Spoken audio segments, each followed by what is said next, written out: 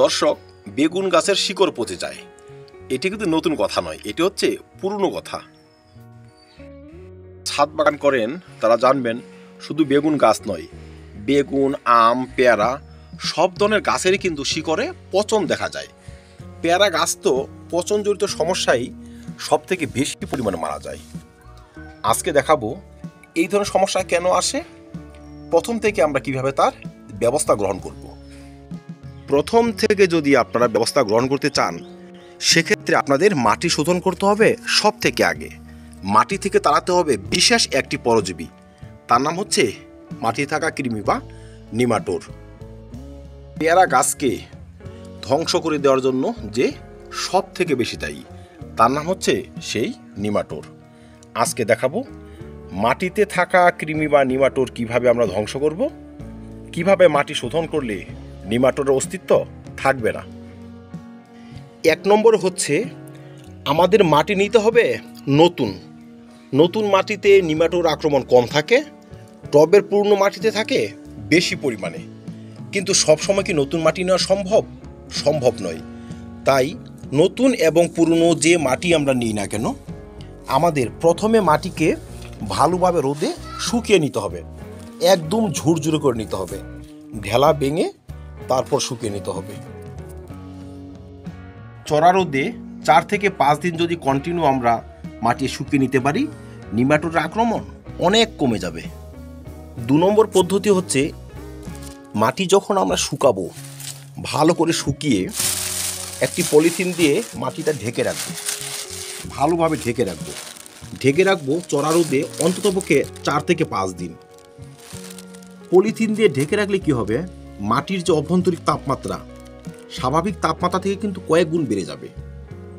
স্বাভাবিক যদি আমাদের তাপমাত্রা 34 ডিগ্রি হয়, মাটির ভিতরে তাপমাত্রা হয়ে যাবে 45 থেকে 50 ডিগ্রি। সেই তাপে কিন্তু মাটিতে থাকা সব ধরনের পরজীবী নষ্ট হয়ে যাবে, সেই সঙ্গে নিমাটোর নষ্ট হয়ে যাবে। আমাদের মাটি কিন্তু নিমাটোর মুক্ত থাকবে বা কৃমি মুক্ত থাকবে। সেই মাটিতে গাছ লাগালে গাছ সহজে মারা যাবে না।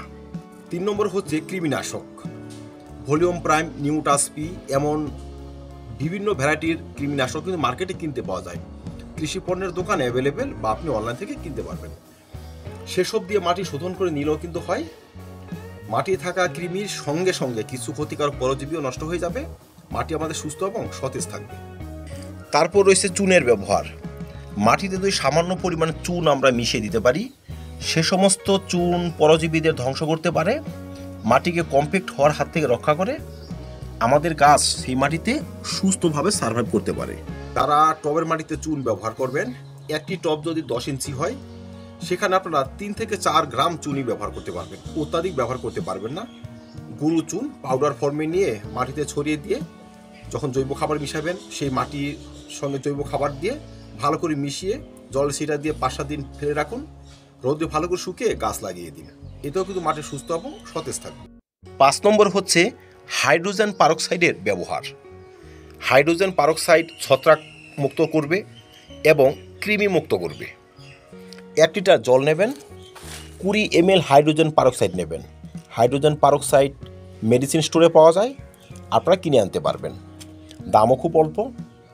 1 লিটার জলে 20 ml হাইড্রোজেন পারক্সাইড নিয়ে মাটিকে ভালোভাবে যদি ভিজিয়ে দিতে পারেন, তারপর যদি পলিথিন দিয়ে সেই মাটিটা ঢেকে রাখতে পারেন 4 থেকে 5 দিন বা 3 দিন 4 দিন যাই হোক ঢেকে রাখতে পারেন, তারপর পলিথিন সরিয়ে তো ঢেলা হয়ে থাকে মাটিগুলো ভালো করে ভেঙে রোদ্রে ভালো করে শুকিয়ে নিন। সেই মাটি থাকবে কৃমিমুক্ত, সেই মাটি থাকবে ছত্রাক মুক্ত।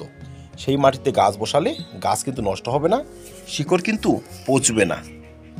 এই পদ্ধতিতে কৃমিমুক্ত এবং ছত্রাক মুক্ত করে আমি টবের মাটি বারবার ব্যবহার করি, আর তারপরও কিন্তু দেখুন আমার টবের গাছ যথেষ্ট সুস্থ, যথেষ্ট স্বাস্থ্যবান। অনেক পয়সা খরচ করে মাটি শোধন করে ছাদ বাগান করা, টবে গাছ করা আমাদের অনেকেরই সাধ্যের বাইরে। সম্ভব নয়, সম্ভব হলেও সেসবে মনোযোগী নই। কিন্তু শুধু হাইড্রোজেন পারক্সাইড দিয়ে যদি আমরা মাটিটা শোধন করে নেই, সেক্ষেত্রেও কিন্তু মাটি কৃমিমুক্ত থাকবে, আমাদের টবের গাছের উপযোগী থাকবে। তবে হাইড্রোজেন পারক্সাইড ব্যবহার করার পরও কিন্তু আপনারা সামান্য একটু চুন মাটির সঙ্গে মিশিয়ে নেবেন। এতে ছত্রাকমুক্ত থাকার সঙ্গে সঙ্গে চুনে থাকা ক্যালসিয়াম সেই গাছের শিকড়কে রাখবে শক্তিশালী, গাছকে রাখবে মজবুত, গাছকে রাখবে ক্যালসিয়ামে ভরপুর। তবে একের দুই কাজ হয়ে গেল। যাই হোক, যারা এখন পুরনো টব এর মাটি ব্যবহার করবেন, কৃমিনাশক দিয়ে ব্যবহার করবেন, দিতে পারেন। না দিলে শুধু হাইড্রোজেন পারক্সাইড এবং চুন ব্যবহারের ফলেই কিন্তু আপনার টবের মাটি স্বাস্থ্যোজ্জ্বল থাকবে, পরবর্তী গাছের জন্য একদম তৈরি হয়ে থাকবে। তো দর্শক, এইভাবে মাটি আমি শোধন করি, আপনারা এইভাবে মাটি শোধন করতে পারেন, আর এইভাবে শোধন করে যে কোনো গাছ কিন্তু বসাতে পারবে। তো আজকে এই পর্যন্তই, দেখাবো অন্য কোনো ভিডিও, তো অন্য কোনো টপিক নিয়ে। ভিডিওটি ভালো লাগে লাইক এবং শেয়ার করে দেবেন, চ্যানেল সাবস্ক্রাইব করে পাশে থাকবেন। ভিডিও দেখার জন্য অসংখ্য ধন্যবাদ।